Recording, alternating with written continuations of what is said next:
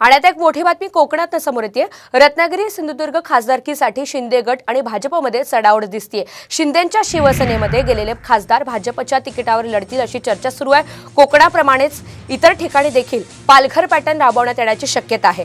या पालघर पॅटर्न बाबत दीपक केसरकर यांनी स्पष्ट विधान केलंय।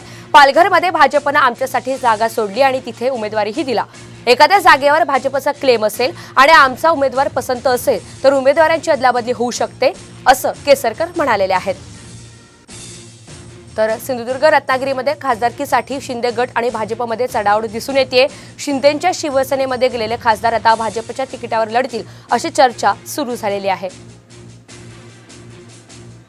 भाजपने आम्हाला सीट सोडली, त्याच्यावर आपला उमेदवार सुद्धा दिला। एखाद्या ठिकाणी भाजपच्या त्या जागेवर क्लेम असेल आणि आमचा उमेदवार जर त्यांना पसंत असेल तर उमेदवारांची सुद्धा अदलाबदली आमच्यामध्ये होत असते। आमची मैत्री एवढी घट्ट आहे की कोण भाजपचा आणि कोण शिवसेनेचा तुम्हाला कळणार नाही।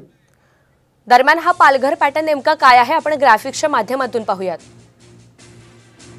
2014 मध्ये पालघर लोकसभा मतदारसंघातून भाजपच्या तिकिटावर चिंतामण वनगा विजयी झाले।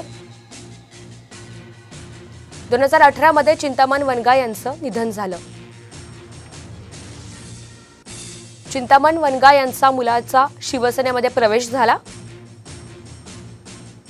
पालघरच्या जागेवर शिवसेनेने दावा केला तर चिंतामण वनगा यांना तिकीट देण्याची शिवसेनेची मागणी होती, पण जागा भाजपची होती। त्यामुळे पोटनिवडणुकीमध्ये भाजपने राजेंद्र गावित यांना निवडून आणलं। तर 2019च्या लोकसभेआधी जागा वाटप झालं आणि भाजपने पालघर मतदारसंघ शिवसेनेला दिला।